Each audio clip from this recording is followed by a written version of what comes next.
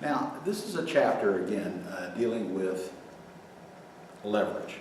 And in this case, they're going to show you not only how to calculate break-even point, but also show you how to measure the different sorts of leverage. And remember, we've got three different measures we're going to use here. We're going to calculate the degree of operating leverage, the degree of financial leverage, and the degree of total leverage, which includes everything.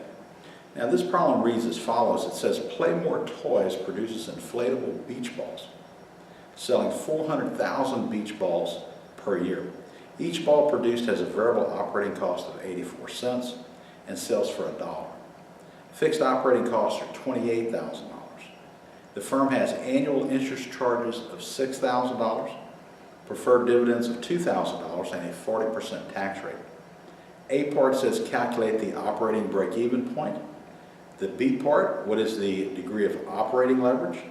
The C part, the degree of financial leverage. The D part, the degree of total leverage. And then ask us to show and explain what the relationship is between operating leverage, financial leverage, and total leverage.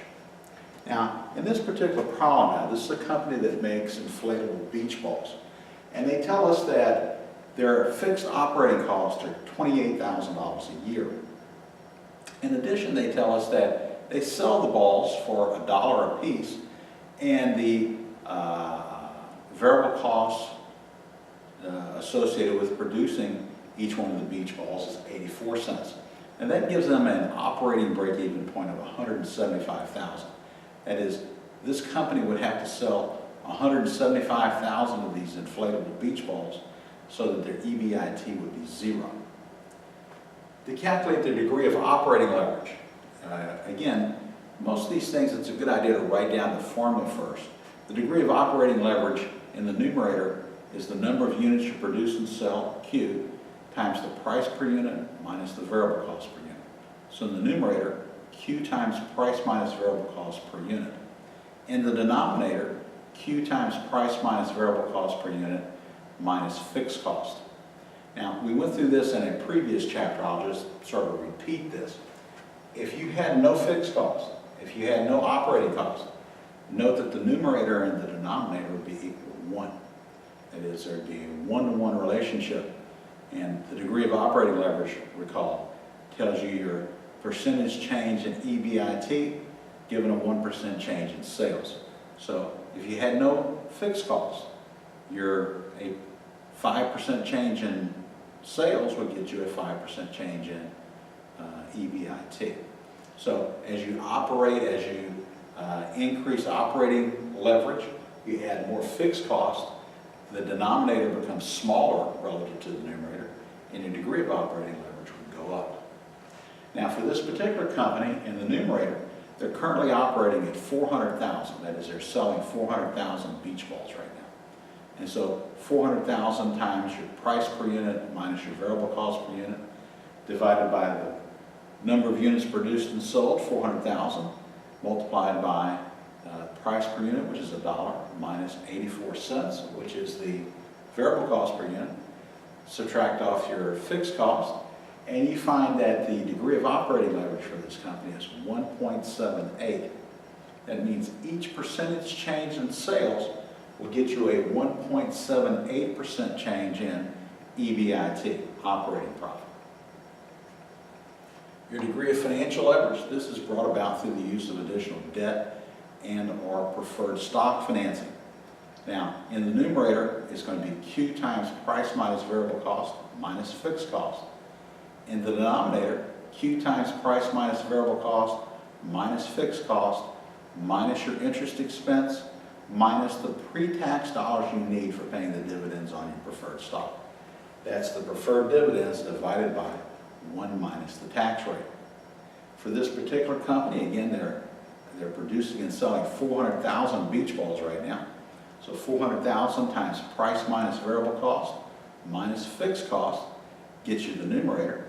The denominator, $400,000 times price minus variable cost per unit minus your fixed cost of $28,000 minus your interest expense of $6,000 minus the pre-tax dollars you need to pay the dividends on your preferred stock, which is going to be $2,000 divided by 1 minus 0.40, the tax rate. And we find that the degree of financial leverage for this company is 1.35. Now, what does that mean? That means each 1% change in EBIT will get you a 1.35% change in earnings per share.